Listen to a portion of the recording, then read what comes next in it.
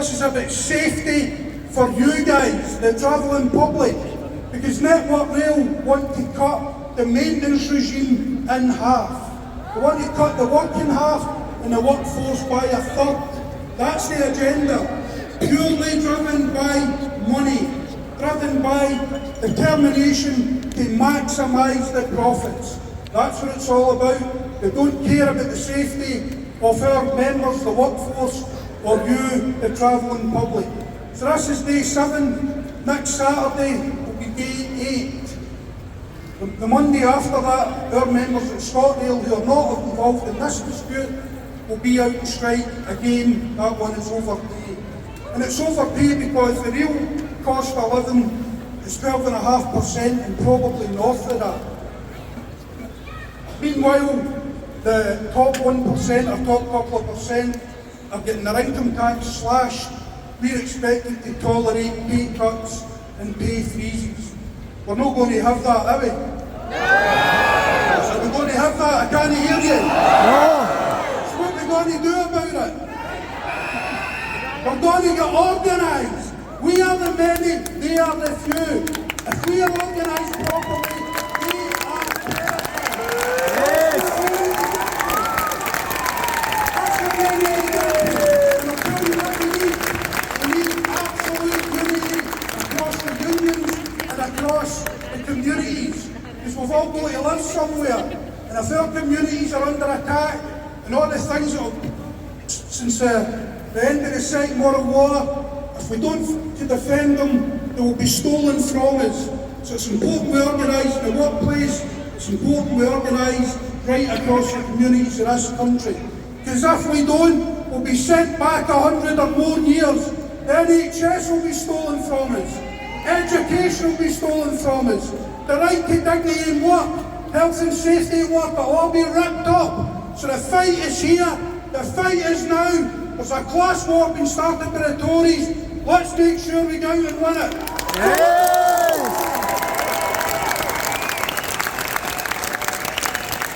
What can they do? What can they do? What can they do?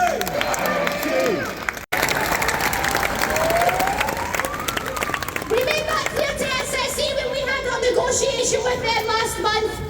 And when we asked for a price reduction, we achieved a price freeze. We're nowhere near finished, of course. We are going to push and push until we win that price reduction, not just for us in our community, but for everyone across the country, because none of us deserve to foot the bill for a crisis that capitalism created.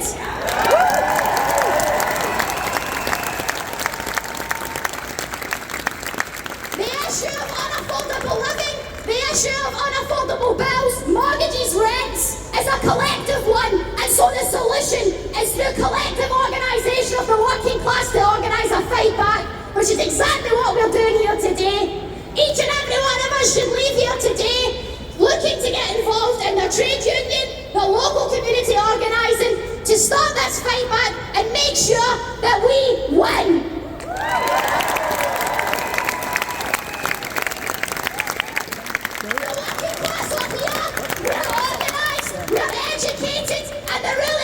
Don't know how to handle it. Let's get out there and let's win for our class. Solidarity, everyone! Yes! The workers united will never be defeated. The workers united will never be defeated. The workers united will never be defeated. The workers united will never be defeated. Transport costs are skyrocketing. Care costs are skyrocketing. Fuel we move around is skyrocketing. How are we meant to live? And we deserve to live. We deserve to live well.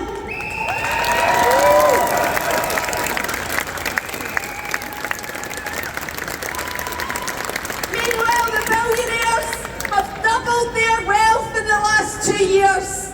Doubled their wealth. The richest 2 families in Scotland have got more wealth than the poorest 20%. It's time for us to say enough is enough. There is no shortage of wealth in our economy. There's just an absolute disgrace about how that distributed. And then we have the energy companies. They're going to make £170 billion in the next 2 years. And what did their government do? They gave them a bailout. They gave them a bailout. They expected us to feel lucky because they capped our bills at £2,500. But they're going to make us pay it all back to the energy companies. Don't believe the hype, folks. We need those companies to pay. That's not their money, it's our money. It's our money. Let's not just tax the energy companies and the transport companies and all the companies that provide our essential services. Let's nationalise them. We need to use those profits to build a fairer society because things have gone too far and it's time for us to get organised and fight back. Was to ask for a pay rise.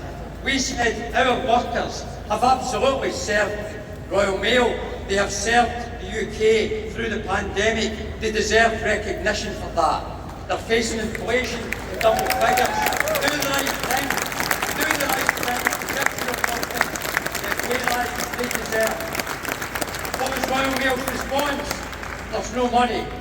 But moreover, what the response was, not only is there no money to reward you for the service you provided the nation, actually, we want to talk to you about the future.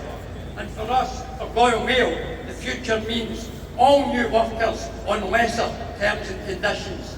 All new workers in parcel force, gig economy, owner-drivers, a reduction in sick pay, a reduction in ill-health retirement, more flexibility, unacceptable change, the abolishment of work-life balance, an absolute onslaught on terms and conditions and working practices of CWU members. And we ain't having it. We are not having it. And our members are not having it. We have 5 days now to all out industrial action. And because of the actions of Royal Mail last week, on the same day that they said to the trade union, would you go to ACAS, they served notice on legally binding agreements that we had that stopped a number of things. They stopped the company employing people on lesser terms and conditions. They stopped the company from reducing terms and conditions for existing employees.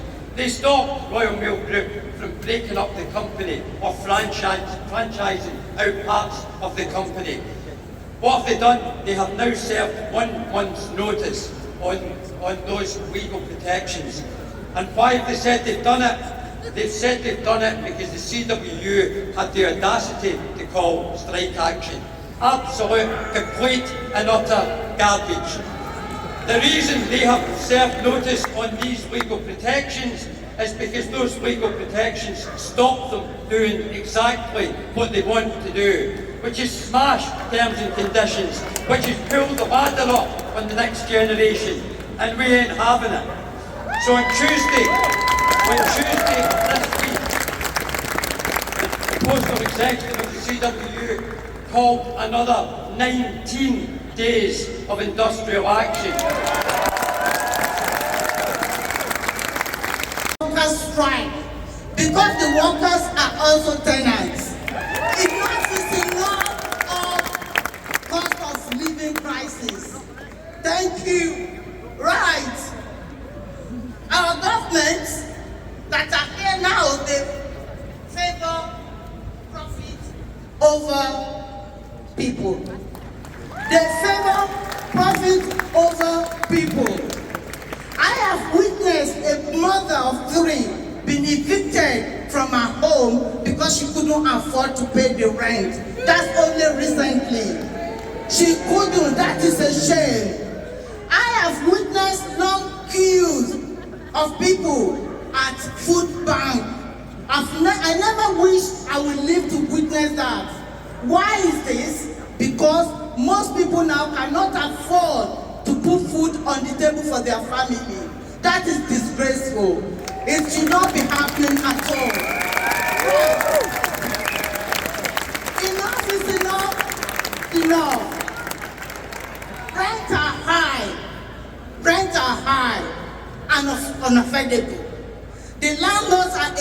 unto themselves. Most of the let properties are in disrepair, not energy sufficient, and not fit for purpose. Yet they increase the rent. The government cannot protect our people. Why? Because they put profit over people. Enough is enough.